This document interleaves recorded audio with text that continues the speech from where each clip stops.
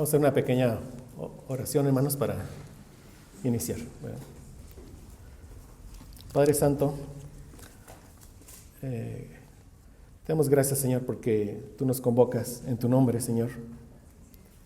Y aquí estamos, Padre, como tu pueblo santo y necesitado de ti, Padre. Te rogamos que tengas, Señor, misericordia de nosotros. Sigue, Señor, sigue llevándonos a caminar cada día más en santidad, Padre. Y te lo pedimos con fe porque, Señor, nos has dado todo por tu bendita gracia. Por los méritos de nuestro Señor Jesucristo nos has dado un nuevo corazón, a tu Espíritu Santo y tu bendita palabra que nos ministra, Señor. Y te ruego que estemos ahorita atentos a tu palabra, que es lo que trae nueva vida y es lo que nos santifica, Señor. Y gracias por este texto que hoy nos dejas tan apropiado para la vida de esta misión. Gracias porque vemos que verdaderamente en tu providencia, Señor, tienes cuidado de nosotros, Señor. Ayúdanos a escuchar atentamente, a poner por obra lo que tú nos enseñas, Padre, porque es para tu gloria y para nuestra santificación. Entonces dirígenos, Señor, te lo ruego por los méritos de Cristo en la cruz. Amén. Sí. Como sabemos, mis hermanos, el pueblo del Antiguo Testamento se caracterizó por ser un pueblo muy rebelde. Dice Pablo en 1 Corintios 10:5, pero de los más de ellos no se agradó Dios, por lo cual quedaron postrados en el desierto. Esa condición del corazón no cambia cuando ellos llegan a Jerusalén, a la tierra prometida. Y ahí en Jerusalén la gloria de Dios se manifestaba de una manera especial en el templo que fue construido por Salomón. De modo que cuando Dios traía juicio sobre su pueblo, ¿sí?, por las rebeliones de su pueblo, el juicio iniciaba en el templo, en la casa de Dios. Y particularmente iniciaba con los ancianos, quienes por ser los de mayor edad, ellos eran los que tenían más sabiduría, más conocimiento de Dios. Entonces ellos eran los responsables por no guiar al pueblo a obedecer a Dios. Y un ejemplo de este juicio que llegaba, y notemos que empieza en la casa de Dios y que empieza con los ancianos, lo vemos justamente ahí en Ezequiel 9, del 1 al 6, que ya lo tienen, y le voy a dar lectura. Ezequiel 9, del 1 al 6 dice: clamó en mis oídos con gran voz diciendo, los verdugos de la ciudad han llegado. O sea, viene un juicio sobre la ciudad, sobre Jerusalén. Y cada uno trae en su mano su instrumento para destruir. He aquí que 6 varones venían del camino de la puerta de arriba que mira hacia el norte, y cada uno traía en su mano su instrumento para destruir. Y entre ellos había un varón vestido de lino, el cual traía a su cintura un tintero de escribano. Y entrados se pararon junto al altar de bronce, y la gloria del Dios de Israel se elevó de encima del querubín, sobre el cual había estado al umbral de la casa. O sea, esto es del templo de Dios. Y llamó Jehová al varón vestido de lino, que tenía a su cintura el tintero de escribano, y le dijo Jehová: pasa por en medio de la ciudad, por en medio de Jerusalén, y ponles una señal en la frente a los hombres que gimen y que claman a causa de todas las abominaciones que se hacen en medio de ella, es decir, a los hombres piadosos. Dice a los otros, es decir, a los rebeldes, dijo, oyéndolo yo, dice el profeta: pasad por la ciudad en pos de él y matad. No perdone vuestro ojo, ni tengáis misericordia. Matad a viejos, jóvenes y vírgenes, niños y mujeres, hasta que no quede ninguno.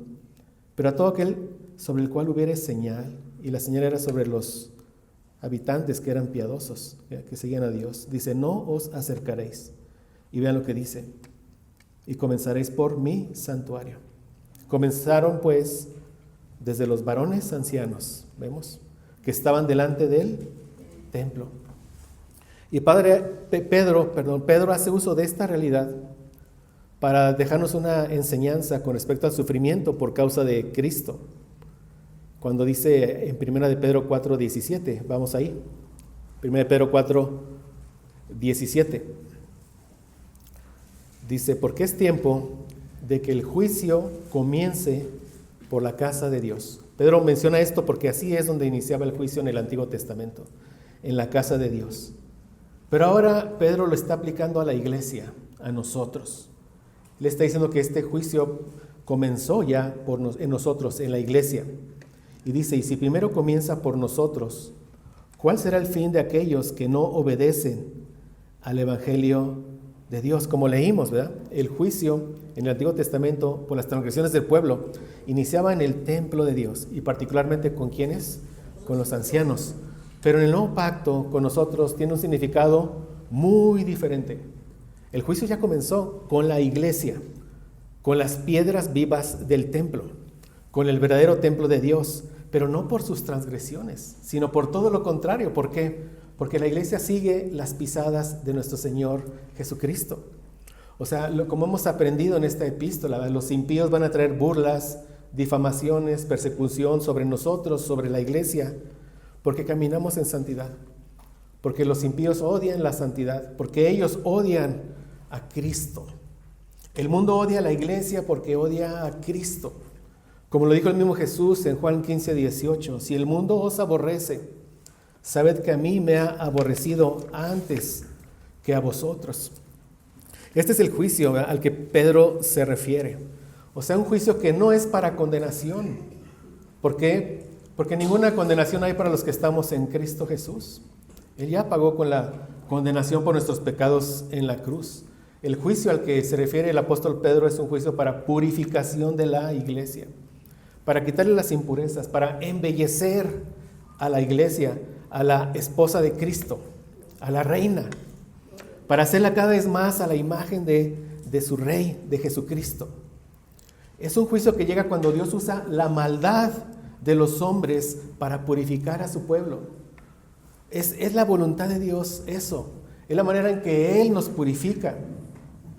Por eso Pedro cierra el capítulo 4 diciendo lo siguiente, en 1 Pedro 4:19. De modo que los que padecen según la voluntad de Dios. Es la voluntad de Dios. Todo está bajo sus decretos soberanos. ¿Qué nos dice? Encomendemos nuestras almas al fiel Creador, aquel que tiene control soberano de nuestras vidas, y perseveremos en hacer el bien, sabiendo que por hacer el bien llegará la persecución. Pero precisamente nos dice, persevera en hacer el bien. Esa es la sabiduría de nuestro Dios. Sin ser Dios el autor del mal, como sabemos, Él no es el autor del mal. Él no tienta a nadie, pero Él usa la maldad de los hombres para purificar a su iglesia. Y de nuevo esa maldad llega a la iglesia cuando la iglesia camina en santidad, cuando se opone al camino del mundo que es contrario a Dios. Y nosotros sabemos que Dios está en control de todo lo que ocurre en nuestras vidas. Por eso, cuando estemos en medio de esa situación, encomendemos nuestras vidas al fiel Creador, al soberano, al que justamente Él ha decretado eso para nuestro bien, para nuestra purificación. Y debemos perseverar ¿en qué? En hacer el bien. ¿Sí? Perseverar en seguir las pisadas de Cristo, aún sabiendo que eso es lo que trae sufrimiento a nuestras vidas. ¿Y con quiénes iniciaba el juicio en el Antiguo Testamento, mis hermanos? Con los ancianos. Vean, esa es la razón por la que ahora Pedro se dirige a ellos, a los ancianos. ¿Sí? ¿Por qué? Porque ellos, al estar al frente de las congregaciones, de las iglesias locales, muy seguramente en ellos es donde iniciarán las calumnias y las persecuciones. En ellos. Por eso es de que Pedro dice en 1 Pedro 5:1, ruego a los ancianos que están entre vosotros. O sea, no está cambiando el tema. Vemos, ya te expliqué del sufrimiento. Ahora voy con los ancianos porque a ustedes es a quienes muy seguramente les llegará en primer lugar esa persecución, esa calumnia y ese sufrimiento. Dice, ruego a los ancianos que están entre vosotros. Yo anciano también con ellos, dice el apóstol, y testigo de los padecimientos de Cristo, que soy también participante de la gloria que será revelada. A ver, aquí la palabra ancianos no se refiere necesariamente a personas de edad avanzada. O sea, necesariamente no se refiere a eso. Se refiere a aquellos que están al frente de una congregación. A ellos también en el Nuevo Testamento se les conoce como obispos, supervisores y también como pastores, más comúnmente como pastores. Esto lo vemos en nuestro mismo pasaje. Ahí en 1 de Pedro 5:2 dice, o sea, se dirige a quiénes, a los ancianos. Y después, ¿qué dice? Iniciando 1 de Pedro 5:2, dice, apacentad. Esto es pastorear, es guiar, es ayudar. Y después dice la grey. La grey es el rebaño pequeño. Y dice de Dios. ¿Sí? El rebaño pequeño de Dios. ¿Por qué? Porque Cristo lo compró con su sangre para Dios.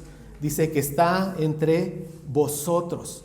Cuidando. La palabra cuidando es episcopeo, donde viene la palabra obispo. ¿Qué quiere decir? Supervisar, vigilar, cuidar la salud espiritual de todas las almas, de ese rebaño pequeño. Y dice, cuidando de ella, ¿sí? Supervisándola, no por fuerza, sino voluntariamente.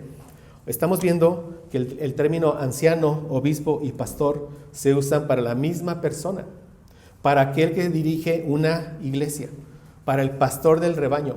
Eso también lo vemos en Hechos 20, vamos ahí por favor. Hechos 20, en dos textos, Hechos 20, el verso 17 y el verso 28. Te espero para que llegues ahí. Hechos 20, 17. ¿Estamos ahí, hermanos? Sí. Miren, vean lo que dice. Enviando pues desde Mileto a Éfeso, hizo llamar a los ancianos de la iglesia. Y después de darle ciertas sus palabras, vemos en 28, Hechos 20, 28. Y les dice, por tanto, mirad por vosotros y por todo el rebaño. Ven, ya está usando la palabra que pastor, ¿verdad? En que el Espíritu Santo os ha puesto, ahora que dice, por obispos. ¿Verdad? Obispo. ¿Para qué? Para que supervisen las almas de ellos. Y dice, para apacentar la iglesia del Señor, para llevarle a los pastos verdes de la palabra de Dios.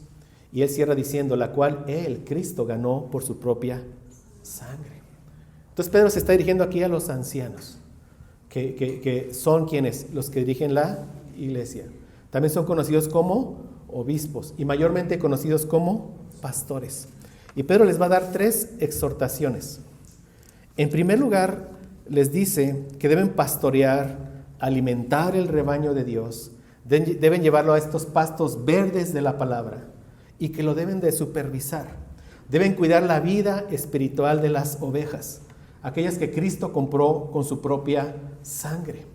Y les va a decir que deben de hacerlo de corazón, no porque se sientan obligados.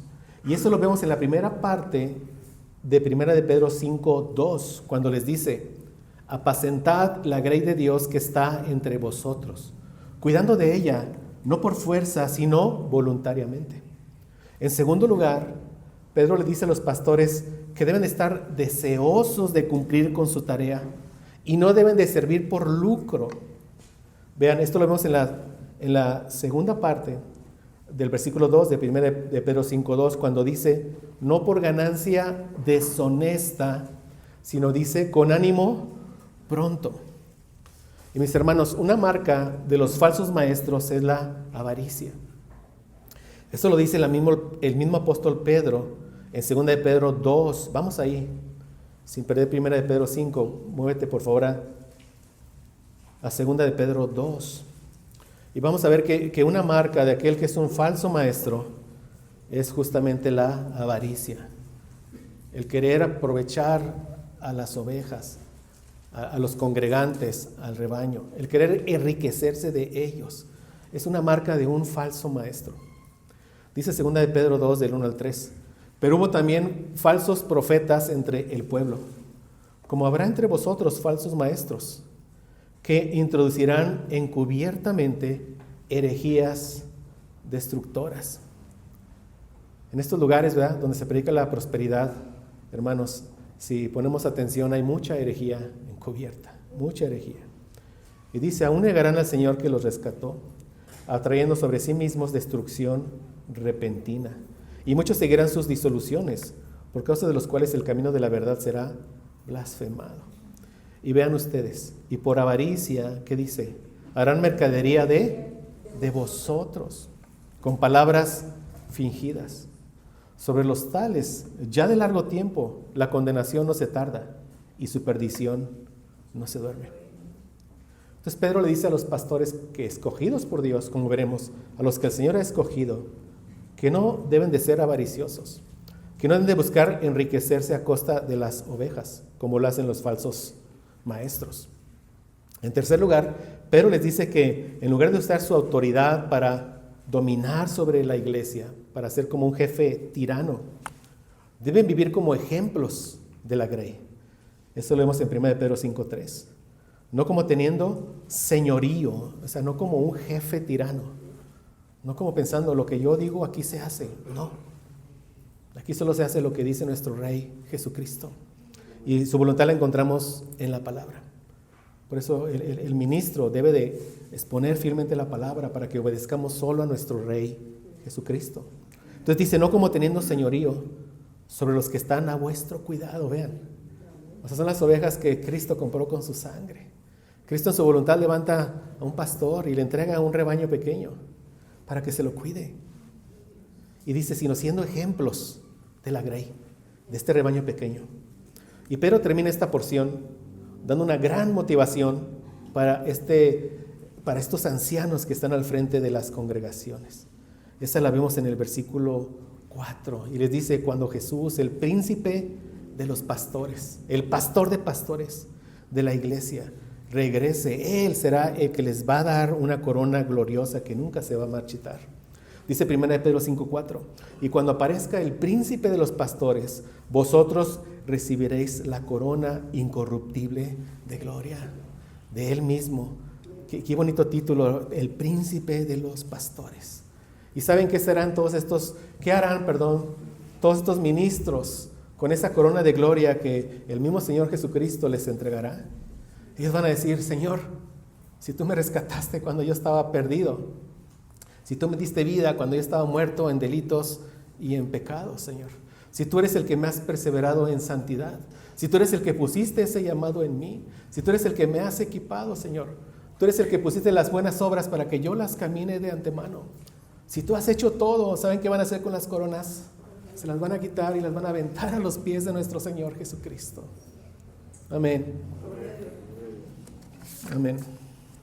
Así que en este pasaje, y me refiero a 1 de Pedro 5 del 1 al 4, tenemos como primer punto a los receptores del mensaje, que son los ancianos, los obispos, los supervisores, los pastores de la iglesia. Tenemos como segundo punto las 3 exhortaciones que Pedro les va a dar. Pastoreen y supervisen el rebaño de Dios. No sirvan por lucro y vivan como ejemplos de la grey. Y como tercer punto, Pedro les da esta motivación. Al final de su peregrinaje recibirán del príncipe de los pastores una corona incorruptible de gloria. Este domingo lo dedicaremos al primer versículo, mis hermanos, que es el primer punto. Y el siguiente, si Dios nos presta vida, veremos los siguientes 3 versículos, que son los siguientes 2 puntos. Entonces este mensaje se llama Los ancianos de la iglesia. Y vamos a leer de nuevo 1 de Pedro 5:1. Dice, ruego a los ancianos que están entre vosotros, yo anciano también con ellos, y testigo de los padecimientos de Cristo, que soy también participante de la gloria que será revelada. Estas exhortaciones de Pedro van expresamente dirigidas a los ancianos, pero aquí hay una palabra que tenemos que ver, y dice que están entre vosotros. Recordemos, esta epístola fue dirigida a las iglesias del Asia Menor, evidentemente que están entre ustedes, ovejas, entre ustedes, entre vosotros. Esto para nosotros, para la misión, para la vida de la misión es muy significativo, porque nosotros al no tener un pastor al día de hoy en esta misión, Dios en su providencia y por medio de este pasaje nos está llevando a conocer algunas de las responsabilidades de los pastores para cuando Dios nos conceda tenerlos, poder evaluar bien ese pastor que en la voluntad de Dios será el que esté aquí al frente. Nosotros somos bautistas reformados. Y empecemos por ver que conforme a nuestra forma de gobierno, que es congregacionalista, así se llama, pero lo que quiero ver es esto, es la iglesia, o sea, somos nosotros, es la iglesia la que escoge a su pastor. Otras formas de gobierno, el pastor es asignado a una iglesia, el mismo pastor asigna a otro pastor, muchas veces el hijo, no, en nuestra forma de gobierno es la iglesia la que escoge a su pastor. Dice John Cotton en su libro Las llaves del reino, Se los leo. Dice: la iglesia de los hermanos tiene el poder, los privilegios y la libertad de escoger a sus oficiales. 2 oficios, pastores y diáconos. Pero dice, tiene la libertad de escoger a sus oficiales. Y dice, en la elección del apóstol que reemplazaría a Judas, el pueblo llegó hasta donde el voto humano podía llegar. De 120 personas que se mencionan en Hechos 1:15, eligieron y presentaron a 2. Y de estos 2, Dios eligió a uno de ellos por sorteo, porque un apóstol debía ser designado directamente por Dios. Este fue elegido por Dios, pero fue contado entre los 12 apóstoles por el voto común de todos ellos. O sea, pues cuando se lee este pasaje conforme a lo que dice John Cotton, eran 120 personas votaron y llegaron a 2. Y sobre esos 2 echaron suertes para ver quién sería el que sustituiría a Judas. Y por muchos otros textos, pero es la iglesia la que escoge a su pastor. Pero en el proceso para que una persona llegue a ser pastor, ese proceso inicia con un deseo puesto por Dios en el corazón de esta persona. Como dice Primera de Timoteo 3:1, y vamos ahí, mis hermanos, por favor. Primera de Timoteo 3:1.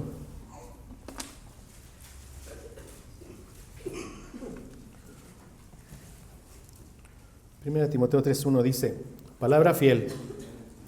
El apóstol Pablo a Timoteo le dice, si alguno anhela obispado, buena obra desea. Pero vean, si alguno anhela, es un deseo que Dios pone en el corazón. Dios lo pone, por eso si alguno anhela obispado, sabemos, obispado, pastorado, buena obra desea. Yo ayer por la tarde pude hablar con nuestro hermano Eliud, que como saben, ¿verdad?, está ahorita siendo preparado por Dios en el Seminario Reformado Latinoamericano, y oraba y por mi parte estudié este texto, hablaba con él y le decía, ¿cómo está ese deseo que Dios ha puesto en el corazón? Él me dice, para la gloria de Dios, hermano, está firme el deseo. Yo quiero servir a mi Señor. Y le dije, pues gracias a Dios porque... y le dije, y es tu deseo todavía porque servir aquí en la misión de Durango, porque el Señor va inclinando el corazón y está bien. Y dice, sí, hermano, ese es mi deseo. Y le dije, pues gracias a Dios. Pero ese anhelo lo pone Dios en el corazón. Pero ese anhelo lo confirma la iglesia. Porque aquí después de 1 Timoteo 3:1, en los siguientes textos, Pedro da los requisitos de los pastores que deben ser evaluados por la iglesia. Y miren, mis hermanos, sigamos leyendo 1 Timoteo 3, del 2 al 7. Dice, pero es necesario que el obispo, ya sabemos que el anciano, que el pastor sea irreprensible, intachable, que no tenga cola que le pise, que su vida pasada no sea un estorbo para ese oficio que él va a empezar a desarrollar. Sabemos que el único irreprensible es nuestro Señor Jesucristo, el príncipe de los pastores, pero Él da de su gracia. Esto quiere decir que no vea a alguien y que llegue y vea que hay un hombre al frente y digan, ¿cómo puede estar él al frente? Si yo sé esto de él. A eso se refiere. Porque cualquier persona que se para aquí al frente es un pecador, ¿verdad?, necesitado de la gracia y la misericordia de Dios. Pero hay un sentido en que debe ser calificado, escogido por la iglesia y, como veremos, finalmente por Dios mismo. Pero dice, es necesario que el obispo sea irreprensible, y nos va a dar una serie de requisitos o cualidades del carácter que la iglesia debe revisar para con eso tener una forma de decir, sí, este pastor que queremos instalar aquí, sí es irreprensible. Y nos empieza diciendo, marido de una sola mujer. Algunos interpretan este texto como que tiene que estar casado forzosamente. Pero tenemos al apóstol Pablo, tenemos a Timoteo, tenemos a Tito, que al menos hasta donde sabemos, Timoteo, Tito, ¿verdad?, ejercieron su ministerio siendo solteros. El apóstol Pablo, lo que conocemos por las Escrituras, él nunca se casó. Entonces, marido de una sola mujer quiere decir que quien esté al frente, como nos decía un pastor allá en la Ciudad de México, que no ande de ojo alegre, que no sea un galancito, que no ande ahí queriendo enamorar a todas las hermanas que lleguen a la congregación. A eso se refiere. Y los hay. Y después dice, sobrio, prudente, decoroso, hospedador. Y aquí menciona esto es un requisito, una aptitud. Si ven, las otras son como de carácter, pero este dice apto para enseñar. O sea, Dios debe de dotar al ministro con esa capacidad de poder abrir las escrituras y exponerlas de una manera clara, para que verdaderamente la grey sea alimentada con la palabra de Dios. Todos los requisitos de carácter son los mismos requisitos para alguien que va a ser un diácono. Los mismos requisitos, sea diácono o sea pastor. Pero al que va a ser pastor, sí se le pide esto, que sea apto para enseñar. No dado al vino. Aquí no habla de una prohibición absoluta del vino. Habla que no empiece a tomar y que no tenga freno y que termine todo embriagado. Habla de eso. Digo, gracias a Dios que no nos prohíbe con un buen corte de carne una copita de vino tinto, hermanos. Pero que sea eso, ¿verdad? Una copita de vino tinto. No dado al vino, no pendenciero, no codicioso de ganancias deshonestas, lo que ya vimos, sino amable, apacible, no avaro, que gobierne bien su casa, que tenga a sus hijos en sujeción con toda honestidad. O sea, no quiere decir también como un requisito que tiene que tener hijos, como ya vimos, ¿verdad? O sea, Timoteo, Tito. Pero, y tampoco esto quiere decir que sus hijos tienen que ser creyentes, no quiere decir eso.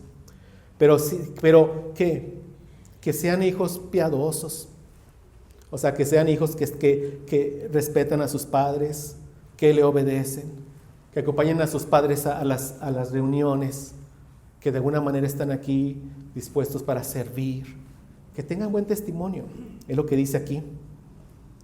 Pues el que no sabe gobernar su propia casa, ¿cómo cuidará de la iglesia de Dios?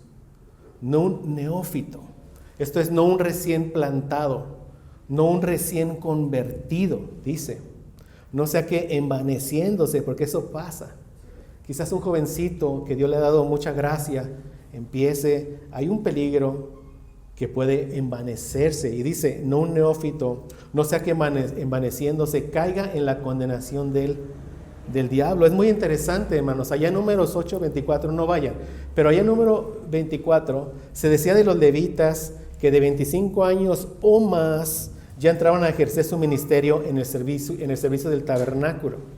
Pero encontramos en Números 4 que se menciona la edad de 30 años para arriba. Entonces, lo que interpretan aquí los autores es de que de 25 años o más empezaban como en ese, digamos, entrenamiento en el ministerio. Pero solo eran instalados formalmente cuando tuvieran 30 años o más. Nuestro Señor Jesucristo empezó su ministerio ¿a qué edad, mis hermanos? 30 años. Entonces es un principio de sabiduría. Tampoco es regla, pero es un principio ¿de qué? De sabiduría. Mis hermanos, dice de 25 años o más que empiecen a ser entrenados.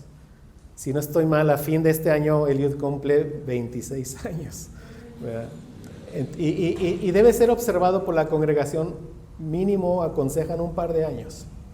Entonces yo le decía a Eliud, pues mira Eliud, parece que por todos lados, solo Dios sabe, pero gracias a Dios. Y luego dice, también es necesario que tenga buen testimonio de los de afuera.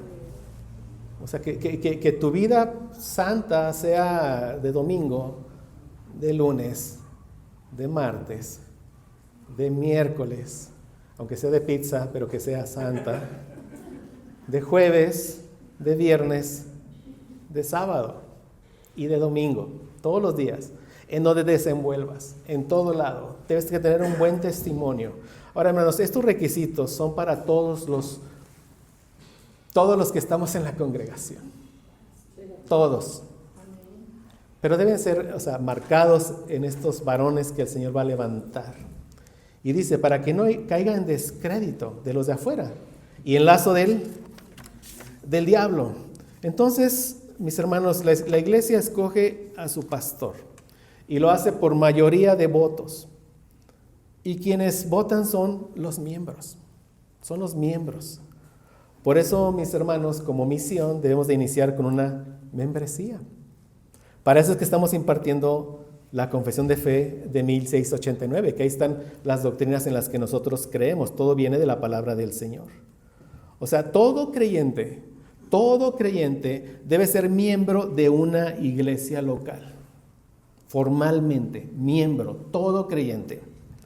Y todo miembro debe ser salvo, obviamente. Debe tener un buen testimonio. Debe ser fiel a los servicios de su iglesia local. Y debe tener una unidad doctrinal con los demás miembros de la iglesia. Sí, como aprendimos, que toquemos todos una misma melodía, que entendamos las escrituras de la misma manera.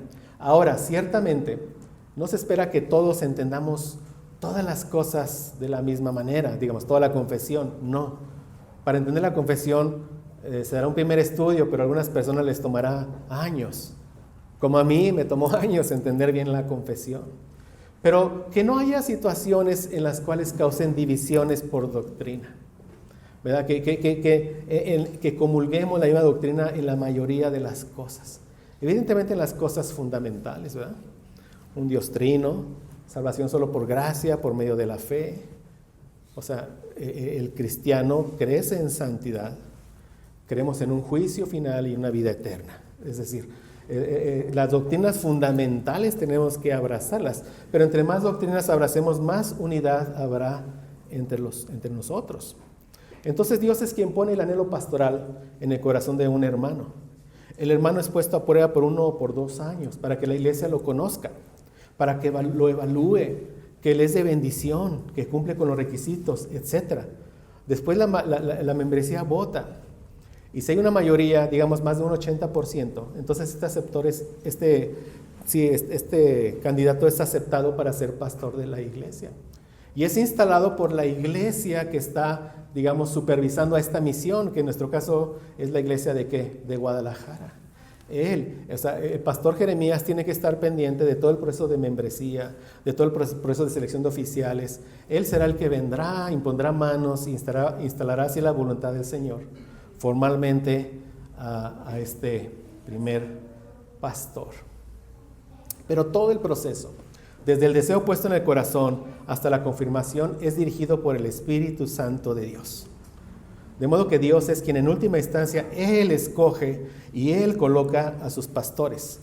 Como dice Hechos 20:28, que lo leímos, lo leo de nuevo, dice: por tanto, mirad por vosotros y por todo el rebaño, y dice, en que el Espíritu Santo os ha puesto por obispos, para apacentar la iglesia del Señor, la cual Él ganó por su propia sangre. La iglesia es de Dios. Él es el que agrega a la iglesia los que habrán de ser salvos por su bendita voluntad. Él es el que escoge a los oficiales de su iglesia. Todo es la obra de Dios. Y vean, esto es bien importante. Una vez que la iglesia escoge a su pastor, entonces la iglesia se sujeta al pastor que eligió. Vamos a Hebreos 13:17. O sea, esto es importante. Sí, la iglesia escoge al pastor, pero una vez que lo ha escogido, la iglesia se sujeta al pastor que eligió.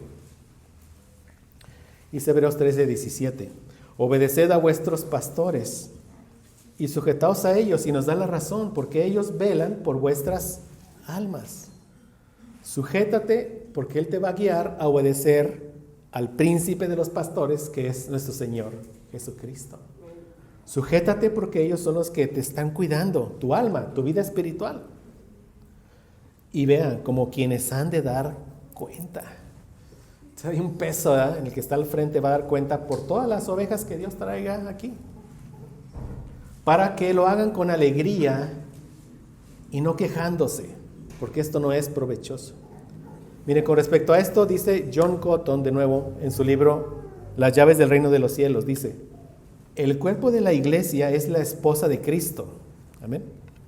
La esposa del Cordero.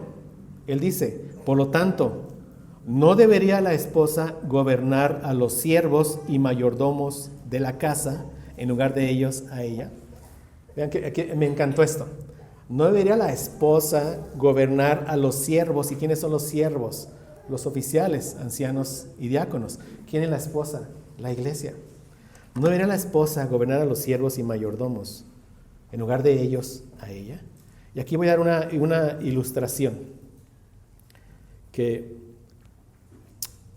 la escuchamos del pastor Mike Waters, ahora que estuvimos en estas clases. Dice, los carruajes utilizados por la realeza, como los de la reina, suelen ser grandes, elaborados y tirados por varios caballos. Y su conducción requiere gran habilidad por parte del cochero. A la persona que dirige el carruaje de la reina se le llama cochero, ¿sí? Entonces, las responsabilidades de un cochero incluyen la dirección experta del carruaje, la alimentación y el mantenimiento de los caballos, del vehículo, así como la gestión del personal asociado al carruaje. Conoce los caminos, ¿sí? Entonces, el pastor Mike Waters, como dije, que nos impartió esta clase de doctrina de la iglesia, él daba este ejemplo. Si la reina va a emprender un viaje, ella seleccionará al mejor cochero para que dirija su carruaje. Y después de seleccionarlo, ella se sujetará al cochero, confiando en que él la llevará a su destino. Precioso, ¿verdad, hermanos? Este es el gobierno congregacional. Ese es el gobierno congregacional. En su momento, evidentemente, veremos todo esto con mucho detalle. Pero entonces la iglesia, con conocimiento de la palabra de Dios, dirigida por el Espíritu Santo, escoge a su pastor. Una vez que lo escoge, se sujeta a él, vean, siempre y cuando el pastor lleve a la iglesia, a la reina, a obedecer al rey. ¿Quién es quién? Jesucristo. Pero recordemos que también un pastor no deja de ser una oveja, por lo que él tendrá sus tropiezos. Y cuando sea el caso, deberá ser confrontado por la reina, por la iglesia. Pero en el caso de los pastores, como son los más sujetos a difamaciones, que es como empezamos, a ataques, a calumnias, en el caso de los pastores se tienen que confrontar con 2 o 3 testigos. En el caso de las ovejas es 1 a 1. Cuando es un pastor, vas a confrontar, pero con 2 o 3 testigos. Por lo mismo, va a haber muchas calumnias sobre ellos. Sí, como instruyó Pablo a Timoteo, en 1 Timoteo 5, 19 y 20, y te lo leo, dice, contra un anciano no admitas acusación, y dice, sino con 2 o 3 testigos. Pero también agrega, a los que persisten en pecar, a los ancianos que persisten en pecar, repréndelos delante de todos, para que los demás también teman. De modo que si se instala un pastor y resulta ser un tirano, un codicioso de ganancias deshonestas, o un galán empedernido, o un impenitente, entonces la iglesia, la reina, tiene el poder para destituir a este siervo malvado. Por eso es importante que entendamos este pasaje, que nos da a conocer lo que en este caso funciones de un pastor escogido por Dios. Entonces leamos de nuevo 1 de Pedro 5 del 1 al 4. 1 Pedro 5 dice, ruego a los ancianos que están entre vosotros, yo anciano también con ellos, y testigo de los padecimientos de Cristo, que soy también participante de la gloria que será revelada. Apacentad la grey de Dios que está entre vosotros, cuidando de ella, no por fuerza, sino voluntariamente, no por ganancia deshonesta, sino con ánimo pronto, no como teniendo señorío sobre los que están a vuestro cuidado, sino siendo ejemplos de la grey. Y cuando aparezca el príncipe de los pastores, vosotros recibiréis la corona incorruptible de gloria. Como mencioné, mis hermanos, este domingo lo vamos a dedicar al primer versículo. El siguiente, si Dios quiere, a los siguientes 3 versículos. Este mensaje se llama Los ancianos de la iglesia. Así que veamos de nuevo este primer punto. Veamos el primer punto, los receptores del mensaje, que son ¿quiénes? Ancianos, obispos, supervisores, pastores de la iglesia. Como mencioné, la palabra anciano no necesariamente se refiere a las personas de mayor edad, sino aquellos que son llamados por Dios para estar al frente de una congregación, para dirigirla en los caminos del Señor. O sea, de nuevo, Pedro se dirige a los pastores de la iglesia, a quien llama aquí ancianos. Este término anciano presupone que aquellos que dirigen la comunidad de la iglesia local deben ser personas maduras, con experiencia, con sabiduría. Conocer la Biblia, pero aplicarla en su vida, esa es la sabiduría. Conocimiento aplicado a tu vida. Si nos quedamos solo en el conocimiento, hay un peligro de que envanece. Conocimiento aplicado a tu vida.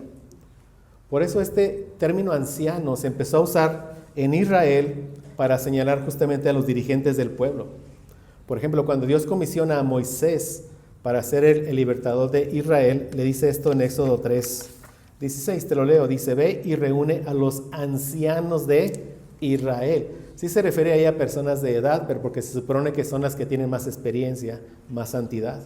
Y diles, Jehová, el Dios de vuestros padres, el Dios de Abraham, de Isaac y de Jacob, me apareció diciendo, en verdad os he visitado y he visto lo que se os hace en Egipto. Estos hombres llamados ancianos eran reconocidos por su madurez, por su sabiduría. Entonces ellos de una manera natural son los que estarían al frente del pueblo. Pasan los años y después se desarrollan comunidades judías fuera de Jerusalén, que se conocen como sinagogas. Sinagogas donde el Dios de la Biblia era adorado, donde la ley de Dios era enseñada. Y ahí en estas sinagogas el liderazgo recaía precisamente sobre los ancianos. Ya cuando llegamos al Nuevo Testamento, vemos que estos ancianos de Israel, ellos seguían teniendo una gran autoridad sobre el pueblo. Por ejemplo, leemos en Mateo 15:2. ¿Por qué tus discípulos, le dicen a Jesús, ¿verdad? ¿Por qué tus discípulos quebrantan la tradición de los ancianos? ¿Ven? De los ancianos. ¿Por qué no se lavan las manos cuando comen pan? Y ya vemos la respuesta de Jesús. Entonces los fariseos cuestionan a Jesús, ¿verdad? O sea, sus discípulos no guardan que la tradición de los ancianos. O sea, los ancianos tenían autoridad. Y vemos en Mateo 16:21 que estos ancianos formaron parte del grupo de autoridades que tramaron la muerte de Jesús. Mateo 16:21 dice, desde entonces comenzó Jesús a declarar a sus discípulos que le era necesario ir a Jerusalén y padecer mucho de los ancianos, de los principales sacerdotes y de los escribas y ser muerto y resucitar al tercer día. Entonces, de manera natural, la iglesia adopta el término anciano para designar a sus pastores. Pero ya como vimos, aquí en el Nuevo Testamento no se refiere que a la edad, en una edad física. Se refiere a una edad avanzada en gracia y en experiencia. El término anciano es quien está al frente y debe ser una persona de edad avanzada, pero en gracia y en experiencia. ¿Me explico? No necesariamente en edad. El Señor quizás alcanzó a un hombre a sus 80 años. O sea, no por las canas él no podría ser instalado. Es un recién convertido, es un neófito recién convertido. Entonces, es una persona de edad en el Evangelio, pero sobre todo que Dios ha trabajado con él, ¿sí? Que sabe, que conoce las Escrituras, que puede explicar las Escrituras, pero que sobre todo aplica a su propia vida las Escrituras. También se conoce como pastor. ¿Por qué pastor? Porque debe alimentar a la grey de Dios, al rebaño de Dios. ¿Con qué? Con la palabra de Dios. La debe llevar a los pastos verdes de la palabra de Dios. Y obispo apunta a su función de supervisar a los miembros de la iglesia, pero no ver a qué horas entras al trabajo y a qué horas sales al trabajo, sino supervisar su vida espiritual. Debe darse el tiempo de visitarlos una vez al mes, preguntarle cómo estás, cómo va tu vida, etc. Entonces, hermanos, oremos por un pastor, lo necesitamos, ¿sí? Ahora vean algo importante en esto. Pedro se dirige a los ancianos en plural. ¿Qué dice? Ruego a los ancianos que están entre vosotros. Esta es una enseñanza que encontramos en el Nuevo Testamento.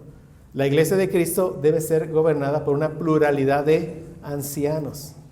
Me dicen, mi hermano, no tenemos membresía y ya nos hablas de una pluralidad de ancianos.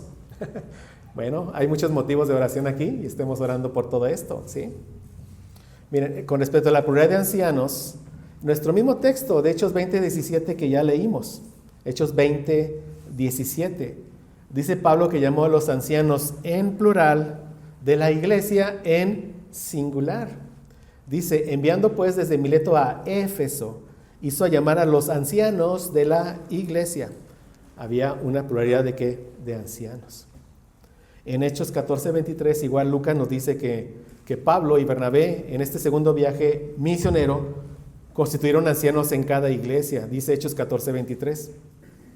Constituyeron ancianos en plural en cada iglesia en singular.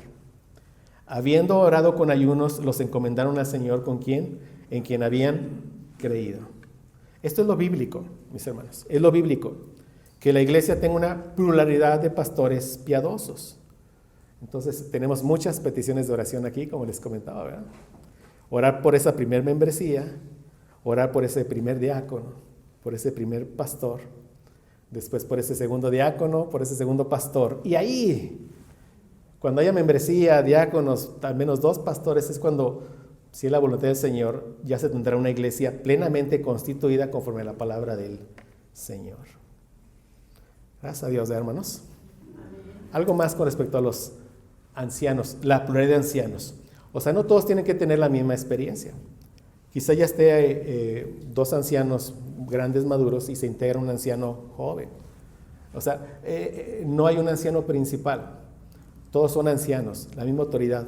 Pero el pastor joven debe entender que va a aprender mucho de los otros pastores. Eso lo debe de saber. Es decir, no significa que las tareas se dividen a partes iguales, sino conforme a la medida del don que Dios ha dado. Vean cómo el apóstol Pedro va preparando todo. ¿Qué aprendimos de los dones? Dios da el don por medio de su Espíritu Santo y da la medida del don. Es increíble. Entonces cada anciano debe ser humilde para entender, este es mi lugar dentro de esta pluralidad de ancianos. Dios a algunos los equipa mayormente. Por ejemplo, dice 1 Timoteo 5:17, los ancianos que gobiernan bien sean tenidos por dignos de doble honor. Ahí se refiere a una remuneración económica.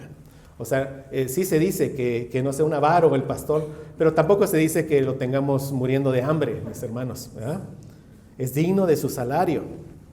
Sí, tenemos que estar orando porque Dios nos provea los recursos suficientes para cuando se instale este primer pastor, que la iglesia le pueda dar un salario digno a él. Entonces dice, los ancianos que gobiernan bien sean tenidos por dignos de doble honor, y dice, mayormente los que trabajan en predicar y enseñar.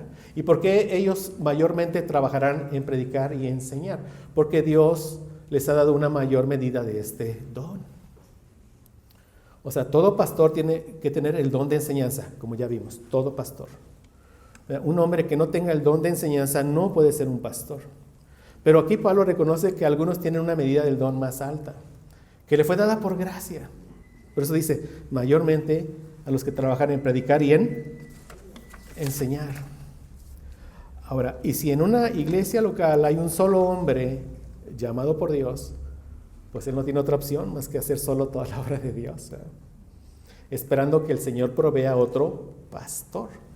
Entonces la iglesia debe orar al Señor para que provea pastores a su iglesia local. Como dijo el mismo Jesús, Mateo 9, 37 y 38, entonces dijo a sus discípulos, a la verdad, la mies es mucha, mas los obreros pocos. Rogad pues al Señor de las mies que envíe obreros a sus mies. Al príncipe de los pastores, príncipe, mándanos un pastor. Rogarle a él. Y de nuevo, si en una iglesia local ya está este primer anciano instalado, él debe también de ocuparse en preparar a otro. Él lo debe de preparar al otro. ¿Sí? ¿Por qué? Porque este pastor que ya está instalado, pues por una enfermedad, llegada a la edad, se retirará o se morirá. Y tiene que dejar a 1 o 2 preparados. ¿Para qué? Para que la iglesia avance y avance y avance y avance. Bueno, todo eso es, mis hermanos, con respecto a ruego a los ancianos que están entre vosotros. Pero dice el apóstol Pedro, yo anciano también con ellos. O sea, el apóstol Pedro se coloca a la par de los otros pastores. O sea, el apóstol Pedro pudo haber apelado a su oficio apostólico, pero no lo hizo. En vez de asumir una posición de superior, ¿verdad? Él los va a exhortar, ¿verdad? Los va a exhortar, pero como una posición de que de igual, junto a ellos. O sea, Pedro les dice, yo al igual que ustedes también soy un pastor. Yo conozco desde dentro todos los retos, dificultades, sufrimientos, persecuciones de este oficio. Y de esta posición, igual que ustedes, es que les estoy dando estas palabras de exhortación. Para que ustedes perseveren en tiempos de dificultad y lleven a su grey a perseverar en caminos en los caminos del Señor en estos tiempos de dificultad. Es lo que le está diciendo aquí el apóstol Pedro. Vemos ahí la humildad de este apóstol. O sea, si aprendemos en 1 de Pedro 1:1, como vimos, Pedro se identifica a sí mismo como un apóstol de Jesucristo. ¿Para qué? Porque lo que nos va a decir tiene una autoridad apostólica, las Escrituras, y debemos de obedecerlas. Pero aquí en 1 de Pedro 5:1, de nuevo, cuando va a exhortar a otros pastores, se identifica como ellos, yo anciano también con ellos. Entonces, tengamos cuidado de las responsabilidades que tengamos en una iglesia local, que no se nos suban a la cabeza. Ya hablamos de esto, pero esto nos trae de nuevo este recordatorio. O sea, recordemos que los dones son regalos de Dios. El Espíritu Santo reparte como Él quiere. Y el don no es para uno, es para la edificación del cuerpo de Cristo. En nadie debe de haber jactancia. Nadie se debe sentir menos importante. Eso lo vimos. Es importante que todos ejerzamos el don que Dios nos haya dado aquí en la iglesia local para que funcionemos como un cuerpo sano. Cuando alguien no pone su don, el cuerpo se duele. Pero siempre tenemos que ponerlo recordando que todos estamos a los pies de Cristo. Si quieres saber cuánto mides, no vas más alto que la planta de los pies de tu Señor Jesucristo. Esa es nuestra estatura. Y Pedro de nuevo dice, yo soy apóstol, pero también soy pastor. Y es como pastor que los exhorto. Y por otro lado, Pedro se identifica también como un testigo de los padecimientos de Cristo. Dice la primera parte de 1 de Pedro 5:1. Ruego a los ancianos que están entre vosotros, yo anciano también con ellos y testigo de los padecimientos de Cristo. Un testigo es aquel que da testimonio de la verdad de un hecho que él presenció. O sea, tanto Pedro como los demás apóstoles fueron testigos de Cristo. Ellos no contaron una historia de segunda mano. Ellos la vivieron al lado de su Señor por 3 años, ¿sí? O sea, fueron testigos de su ministerio, de sus padecimientos, de su muerte de cruz, de su resurrección y de su ascensión en gloria. Ahora, ve lo que dice el apóstol Juan también con respecto a esto. Vamos a 1 de Juan 1, del 1 al 3. O sea, ellos fueron testigos, vieron la vida de su Señor Jesús. Nadie les platicó. Ellos después, algunos de ellos, inspirados por el Espíritu Santo, escriben y nos dejan los evangelios. Pero ellos lo vieron de primera mano. Por eso Juan, y dicho sea de paso, ¿verdad? Aquí él está atacando una herejía donde se decía que Jesús no había venido en carne. Y entre otras herejías que él va a atacar en su epístola. Pero por eso abre así su epístola. Pero nos interesa ver que los apóstoles realmente vieron al Señor Jesucristo. Dice, lo que era desde el principio. Y se habla de quién, de Cristo. Lo que hemos oído, lo que hemos visto con nuestros ojos, lo que hemos contemplado y palparon nuestras manos tocante al verbo de vida. O sea, palparon nuestras manos. Porque la vida fue manifestada y la hemos visto y testificamos y os anunciamos la vida eterna, la cual estaba con el Padre y se nos manifestó. O sea, con el Padre, ¿quién se refiere? Al Hijo, y se nos manifestó. Y por eso dice, lo que hemos visto y oído, eso os anunciamos. ¿Para qué? Para que también vosotros tengáis comunión con nosotros, que también tengan vida eterna. Conozcan al dador de la vida eterna, a Jesucristo, al camino, a la verdad y la vida. Y tengan comunión con nosotros. Y nuestra comunión verdaderamente es con el Padre y con su Hijo Jesucristo. O sea, los apóstoles como testigos son confiables. Ellos son testigos que vivieron una historia, la vivieron junto a Jesucristo. Son confiables. Ahora, en el Nuevo Testamento hay muchos datos históricos. Está plagado de datos históricos. Es decir, está amarrada a la historia. No son datos que flotan o historias que flotan. Están amarrados a una historia. Y todos pueden ser comprobados. Si usted simplemente va a internet y le teclea ahí Poncio Pilato, y le van a salir un buen de páginas, vaya usted a The National Geographic, y perdónenle por mencionar esto, pero quiero decir que aún las fuentes seculares reconocen la veracidad de quienes, de los hombres históricos que encontramos en la Biblia. Por eso me permito mencionar esto. Yo lo hice y le leo rápidamente lo que dice. Normalmente dice, nadie recuerda el nombre de ningún gobernador provincial de la antigua Roma. Aunque este no es el caso de Poncio Pilato, ¿no? Gobernador de Judea, que ha pasado a la historia por ser el hombre que firmó la sentencia de muerte de Jesús de Nazaret. Y se nos dan datos. Dice, Pilato perteneció al orden ecuestre y fue el quinto gobernador de la provincia romana de Judea entre el año 26 después de Cristo y 36 después de Cristo. ¿Justamente en qué? ¿En los años de qué? Del ministerio de nuestro Señor Jesucristo. Datos históricos, ¿me entienden? Datos históricos. Y dice, su figura de Poncio Pilato siempre ha estado asociada a la pasión y muerte de Jesucristo. Y luego dice, Poncio Pilato es el gobernador de Judea del que tenemos más información.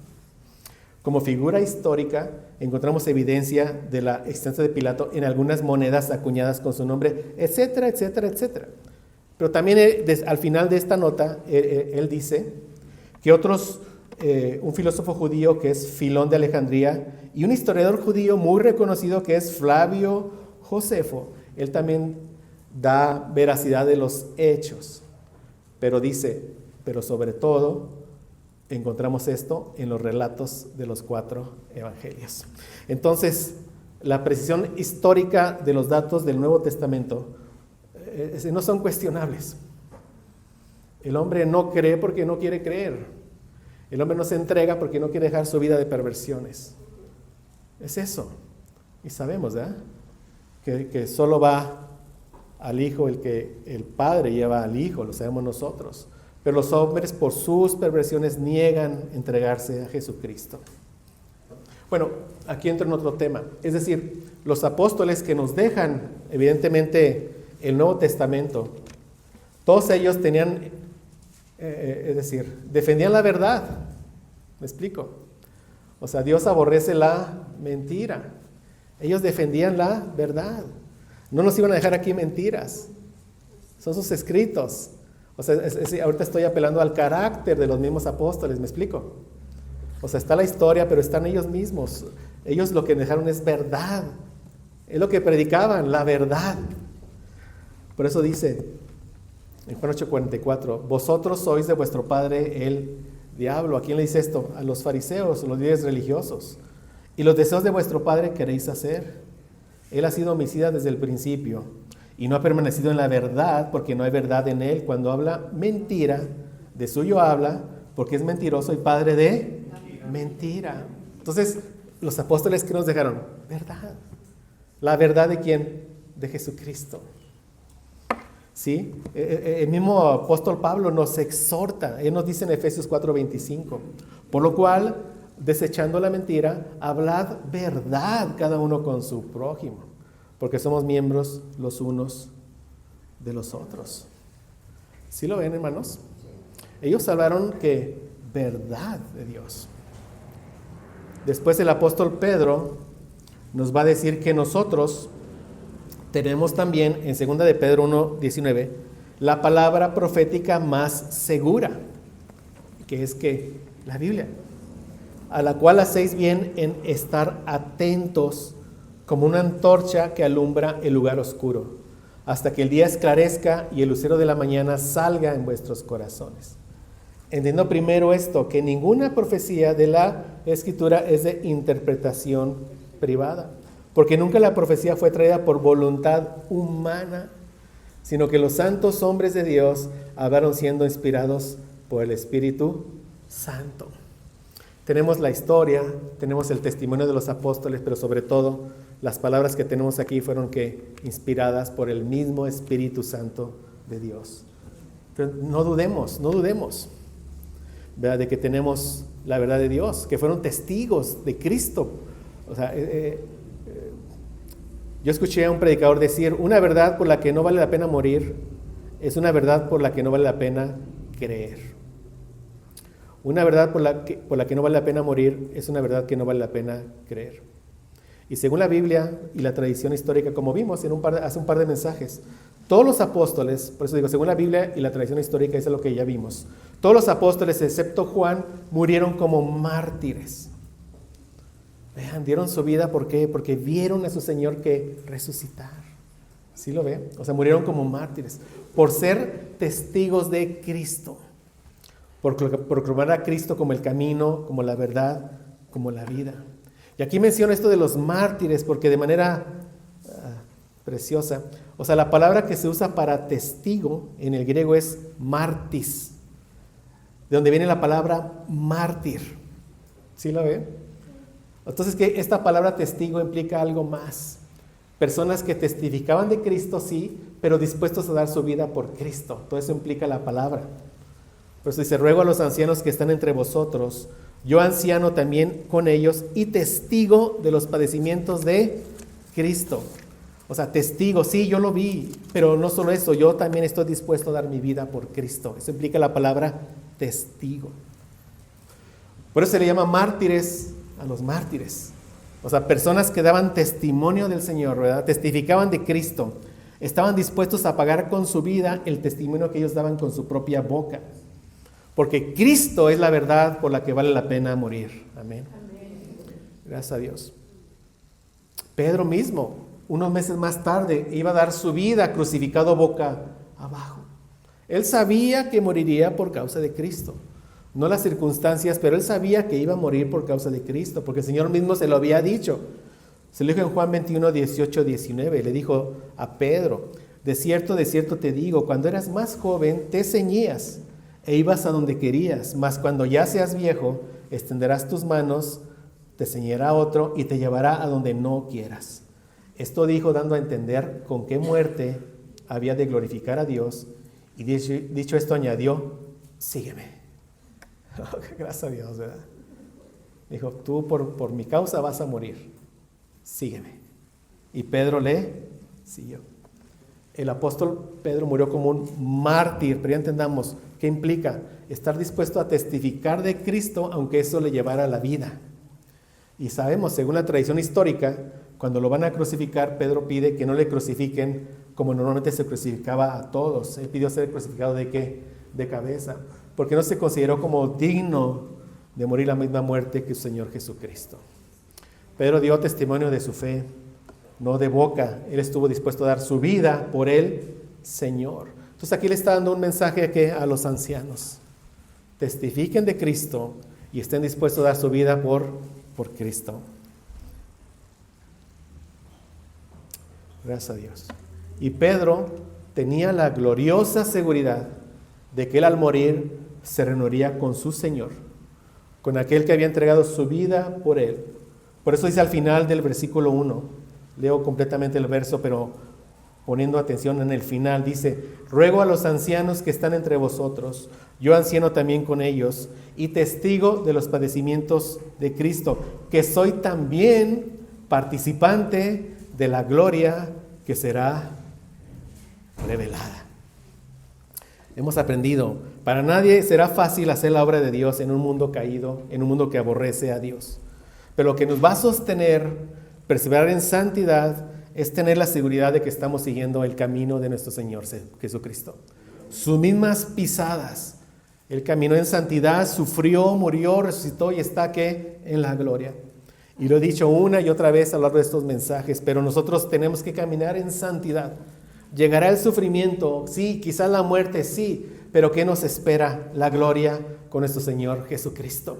Esa seguridad la tenía el apóstol, que soy también participante de la gloria que será revelada. Al dirigirse a los ancianos le dice lo mismo, tú también sé un testigo, predica a Cristo, estando dispuesto a dar tu vida, y si eso pasa, tú también serás participante de la gloria de Cristo que será revelada. Amén. Gracias a Dios, ¿verdad? Después, ya vimos el verso 1, pero después, a manera quizás de introducción de lo que veremos con detalle el próximo domingo, si Dios permite, Pedro en otras palabras le dice, hermanos míos, pastores, ancianos, yo conozco las dificultades por las que están atravesando.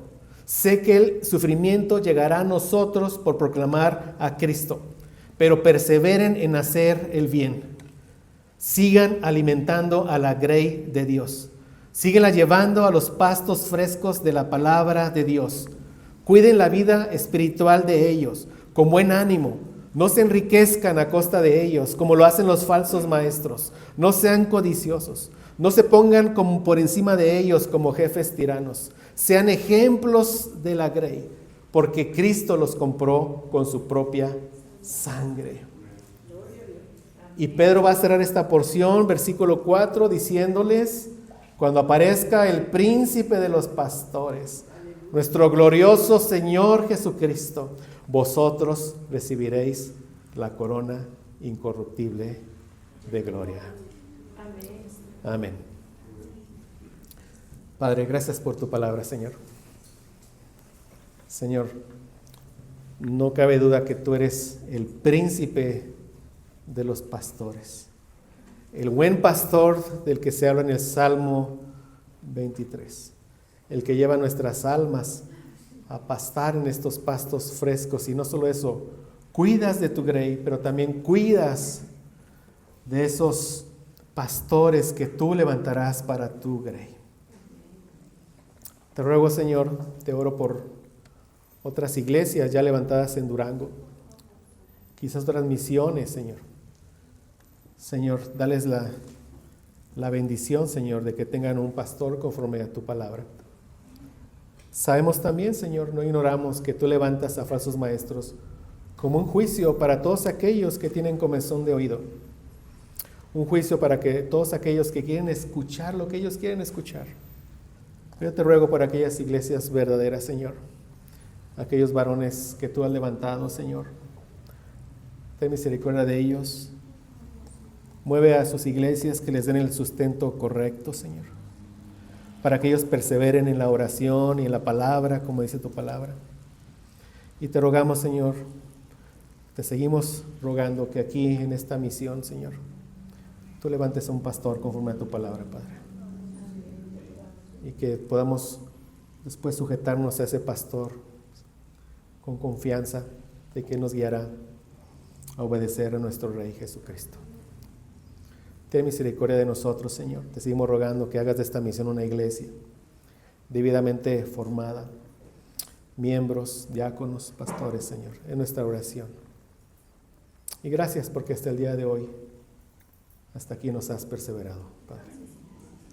Y gracias porque, aunque estas palabras son dirigidas a los ancianos, todos sabemos que llegará el día, Señor, en que veremos al príncipe de los pastores cara a cara, a nuestro glorioso Señor Jesucristo, y a todos también nos dará coronas, pero todos nosotros las arrojaremos a los pies de nuestro Señor Jesucristo. Amén. Amén.